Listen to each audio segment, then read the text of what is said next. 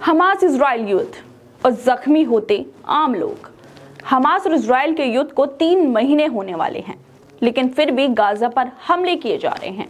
22,000 से ज्यादा फिलिस्तीनी अभी तक मारे जा चुके हैं। लेकिन इसी बीच एक और खबर भी सामने आई है जो आपको चौंका देगी। खुद फिलिस्तीन के अखबार ने एक खबर सबके सामने रखी है जिसमें बताया गया है कि करीब 20,000 इजराइल के सैनिक इन हमलों में, जो 3 महीने से जो हमले किए जा रहे हैं, युद्ध जारी है, उसमें कम से कम 20,000 सैनिकों के विकलांग होने की संभावनाएं बताई जा रही हैं, जो चौंकाने वाला है। एक तरफ गाजा पर हमले किए जा रहे हैं, 22,000 लोग अपनी जो जिंदगी है उनको गंवा चुके हैं, लेकिन दूसरी तरफ जो इजराइल है जिसके साथ सुपर पावर देश खड़े हैं, उसके कम से कम 20,000 सैनिकों के घायल होने की, विकलांग होने की संभावना जताई जा रही है। दरअसल आसमानी और जमीनी हमले झेल रहा गाजा का हाल तो हम सबको पता है, लेकिन क्या आपको पता है कि गाजा में नरसंहार की कार्रवाई करते हुए इजराइल के 20,000 जो सैनिक हैं उनके घायल होने की संभावनाएं जताई जा रही हैं। दरअसल फिलिस्तीन जो कि एक खुशहाल देश था, लेकिन इजराइल के जबरदस्ती कब्जे ने उसे मिट्टी के ढेर में बदल दिया। कभी स्कूल जाते बच्चे, काम पर जाते लोग और खुशहाल जिंदगी बिताती महिलाएं आज कैंपों में रहने को मजबूर हैं।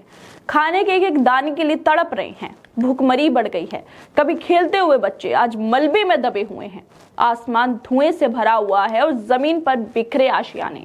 अस्पतालों में दवाइयां नहीं हैं, इलाज के लिए जरूरी चीजें भी नहीं हैं। घायल लोग अस्पतालों के बाहर इलाज के लिए खड़े हैं, लेकिन इलाज नहीं मिल रहा है तो आसमान से बरसते बम के गोले और मिसाइलें, जिसमें अब तक 22,000 फिलिस्तीनी अपनी जान गंवा चुके हैं, जिनमें ज्यादातर मासूम बच्चे और महिलाएं हैं।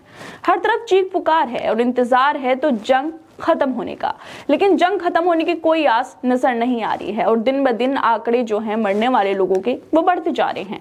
इजराइल और हमास की जंग की वजह से एक तरफ गाजा के वो गरीब लोग हैं जिन्हें 2 वक्त की रोटी मैसर नहीं है, रहने को आशियाने नहीं मिल रहे, लगातार अपनी जानें गंवा रहे हैं, जिनको सहारा देने वाला कोई नहीं है, बल्कि गाजा के नरसंहार पर दुनिया के सुपर पावर देश तमाशा देख रहे हैं।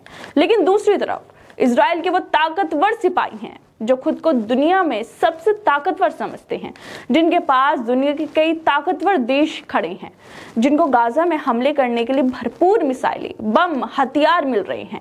उनकी मदद की जा रही है, सैन्य तौर पर भी और आर्थिक तरीके से भी हर तरह से इजराइल की मदद की जा रही है। लेकिन फिर भी कैसे इजरायली सैनिक इतनी बड़ी संख्या में घायल हो गए, जिसे सुनकर शायद आप लोग चौंक गए होंगे कि 20,000 के करीब इजराइल के जो सैनिक हैं वो घायल होने की उनकी संभावना जताई जा रही है। इजराइल के यदीओत अहरोनोत हिब्रू अखबार ने दावा करते हुए कहा है कि हमास और इजराइल के युद्ध की वजह से 20,000 इजरायली सैनिकों के विकलांग होने का अनुमान लगाया जा रहा है। मतलब जिस इजराइल के साथ सुपर पावर देश खड़ा है, जिस इजराइल सेना और नेतन्याहू की वजह से 22,000 के करीब फिलिस्तीनी लोग अपनी जान गंवा चुके हैं, उसी इजराइल के करीब 20,000 सैनिक इस युद्ध में घायल हो सकते हैं, ऐसा अनुमान लगाया गया है।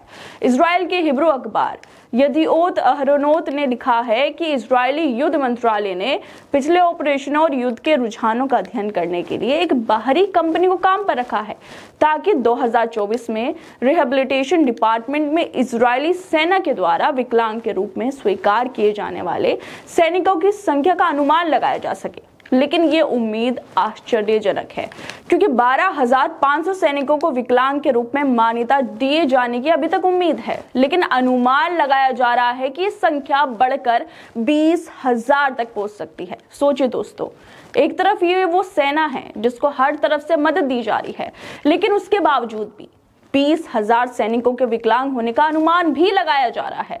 और दूसरी तरफ गाजा के वो लोग हैं जिनके पास ना तो हथियार हैं और ना ही उन्हें मदद दी जा रही है, जिन्हें इजरायली सेना मार रही है। वैसे देखने वाली बात तो ये है दोस्तों, इस जंग से किसको फायदा हो रहा है। इजराइल और फिलिस्तीन दोनों ही तरफ आम लोग मारे जा रहे हैं और अब इजरायली सेना का चौंकाने वाला आंकड़ा भी सामने आ गया है। लेकिन सवाल यही है, इस जंग से किसको फायदा हो रहा है? क्या उन लोगों को फायदा हो रहा है जो सत्ता में बैठकर सेना को फिलिस्तीनियों को मारने का हुक्म दे रहे हैं, नेतन्याहू को हथियार दे रहे हैं और आम लोगों के मरने पर खुश हो रहे हैं? खैर दोस्तों, आप लोग खुद ही बताइए कि आखिर 3 महीने से चल रही हमास और इजराइल की जंग में असल में किसको फायदा हो रहा है? किसको लोगों की गिरती लाशों से फायदा हो रहा है? क्योंकि फायदा किसी का भी हो, नुकसान तो आम लोगों का ही हो रहा है। आप लोगों को क्या लगता है इस मुद्दे पे? हमें अपनी राय जरूर दें और बाकी तमाम खबरों को देखने के लिए जुड़े रहिए हमारे साथ।